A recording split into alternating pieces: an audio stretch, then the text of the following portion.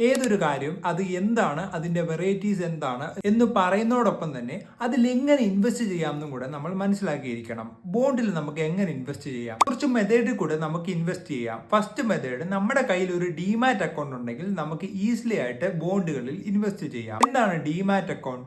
Demat account എന്ന് വെച്ചാൽ ഇതൊരു ബാങ്ക് അക്കൗണ്ട് പോലെയാണ്. ബാങ്കിൽ നമ്മുടെ പൈസ സൂക്ഷിക്കുന്നു. ഡിമാറ്റ് അക്കൗണ്ടിൽ നമ്മുടെ ഇൻവെസ്റ്റ്മെന്റുകൾ കീപ്പ് ചെയ്യുന്ന ഒരു അക്കൗണ്ട് ആണ്. അതും ഇലക്ട്രോണിക് ഫോർമാറ്റിൽ കീപ്പ് ചെയ്യുന്നു. ഇതിനെയാണ് ഡിമാറ്റ് അക്കൗണ്ട് എന്ന് പറയുന്നത്. അങ്ങനെ ഡിമാറ്റ് അക്കൗണ്ട് നമ്മുടെ കയ്യിലുണ്ടെങ്കിൽ നമ്മുടെ ബ്രോക്കർ ത്രൂ നമുക്ക് ബോണ്ടുകളിൽ ഇൻവെസ്റ്റ് ചെയ്യാവുന്നതാണ്. ഈ പറഞ്ഞ ആപ്ലിക്കേഷൻ വഴിയെല്ലാം നമുക്ക് ഇൻവെസ്റ്റ് ചെയ്യാം. ഏതൊക്കെയാണെന്ന് നമുക്ക് നോക്കാം. ഗ്രോ, അപ്സ്റ്റോക്ക്, പേടിഎം മണി, ഏഞ്ചൽ വൺ, ഈ പറഞ്ഞ ആപ്ലിക്കേഷൻ വഴിയൊക്കെ നമുക്ക് പലതരത്തിലുള്ള ബോണ്ടുകളിൽ ഇൻവെസ്റ്റ് ചെയ്യാവുന്നതാണ്.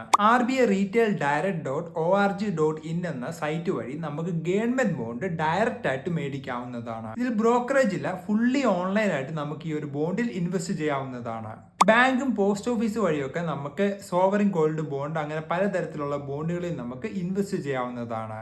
അങ്ങനെ മ്യൂച്വൽ ഫണ്ട് വഴി നമുക്ക് ഡയറക്റ്റ് ആയിട്ട് അല്ലെങ്കിൽ ഡെപ്റ്റ് മ്യൂച്വൽ ഫണ്ട് പോലുള്ള ഫണ്ടുകൾ വഴി നമുക്ക് ഇൻവെസ്റ്റ് ചെയ്താൽ അത് ഡയറക്റ്റ് പോകുന്നത് ഇങ്ങനത്തെ ബോണ്ടുകൾ പോലുള്ള ഇൻവെസ്റ്റ്മെന്റിൽ കൂടെയാണ് ആ ഒരു ഫണ്ട് പോകുന്നത്. അങ്ങനെ നമുക്ക് ഇൻവെസ്റ്റ് ചെയ്യാം.